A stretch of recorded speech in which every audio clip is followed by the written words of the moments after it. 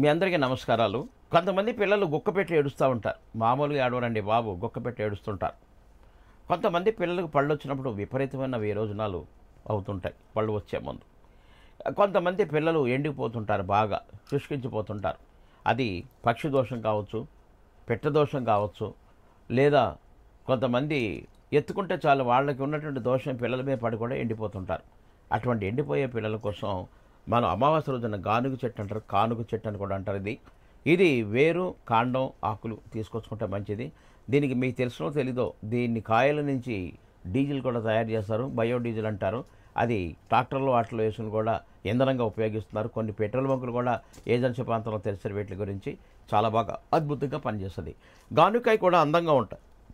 ఈ గానుకాయ అమావాస్య నాడు తీసుకొచ్చుకుని ఇప్పుడు నేను చెప్పిన చంటి బిడ్డలకు ఏ ప్రాబ్లం ఉందో వాళ్ళకి ఇష్టదైవం దగ్గర పెట్టి ధూపదీప నైవేద్యాలు అయ్యాక ఆ కాయని మెడలో కానీ మలతలో కానీ కట్టండి.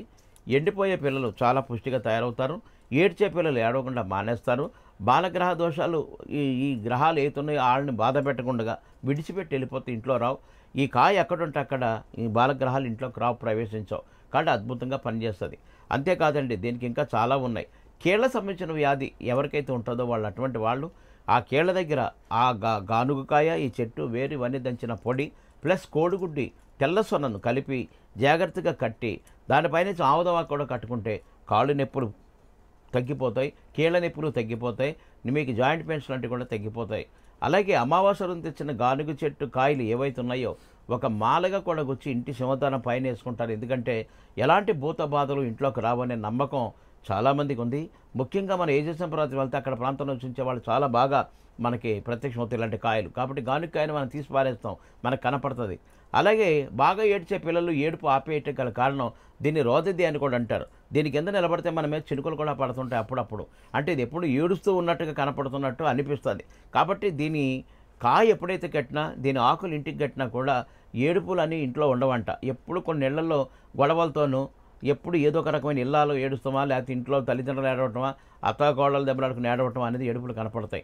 అటువంటి ఏడుపులని వినపడకుండా ఉండాలంటే ఖచ్చితంగా గానుగ యొక్క మూలికను తీసుకొచ్చి మీరు ఇంటి సింహద్వారం పైన తగిలించుకోండి. అంతే, ఇంకా ఆ ఇంట్లో ఏడుపులు ఉండవు, సంతోషకరమైన వార్తలే వింటాం. కాబట్టి గానుకాయ మీరు సంబంధించిన మెడికల్గా ఉపయోగించుకోవచ్చు, ఆయిల్ తీసి బండ్లకి ఉపయోగించుకోవచ్చు. ఆయుర్వేదిక్ ఇంకా చాలా ఉన్నాయి. ఇక ముందు చెప్తాను, ముందు దీని గురించి ఇంకా చాలా ఉన్నాయి. సమయం వచ్చిన వల్ల మీకు కొన్ని పరిచయం చేస్తూ ఉంటాను. చక్కగా అది ఉపయోగించుకోనండి.